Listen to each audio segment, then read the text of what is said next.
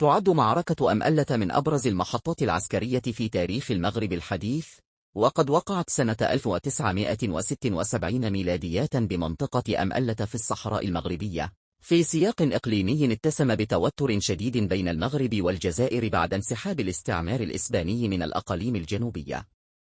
وقد شكلت هذه المعركة اختبارا حقيقيا لمدى جاهزية القوات المسلحة الملكية المغربية وقدرتها على الدفاع عن الوحدة الترابية. بعد استرجاع المغرب لأقاليمه الجنوبية في إطار الشرعية التاريخية والقانونية، اختارت الجزائر نهج التصعيد غير المباشر عبر دعم أطراف انفصالية، بل وتجاوزت ذلك إلى إقحام عناصر من جيشها داخل التراب المغربي، وهو سلوك عكس سوء تقدير واضح لطبيعة الرد المغربي وقوة مؤسساته العسكرية. في يناير 1976 مترا رصدت القوات المسلحة الملكية وجود عناصر جزائرية مسلحة داخل منطقة أمألة، فبادرت إلى تنفيذ عملية عسكرية دقيقة ومحكمة.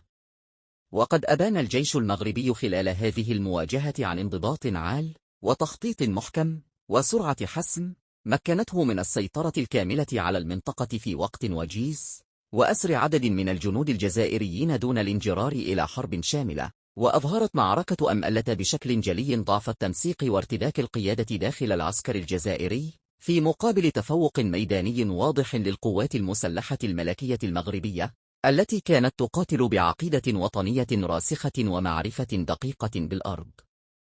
ولم يكن هذا التفوق نتيجة الصدفة، بل ثمرة احترافية عسكرية وتكوين منضبط وقيادة مسؤولة. ورغم الانتصار العسكري الواضح، تعامل المغرب بحكمة وسيادة، حيث أفرج عن الأسرى الجزائريين في خطوة إنسانية نبيلة، أكدت أن قوة المغرب لا تكمن فقط في سلاحه، بل أيضا في أخلاق دولته ورجاحة قراره.